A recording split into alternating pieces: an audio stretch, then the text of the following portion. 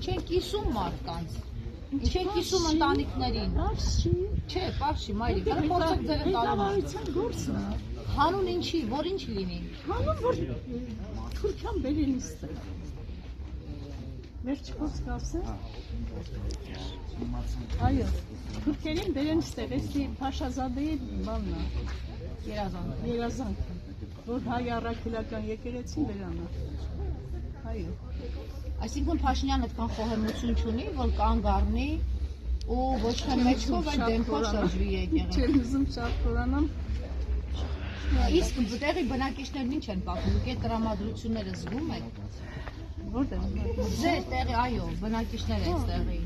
Ինչ են խոսում, ինչ են քննարկում։ Փաշինյանի հաղթանակի հույսը տեսնում են, թե ոչ։ Ես ինքս հիմա խոսացել եմ,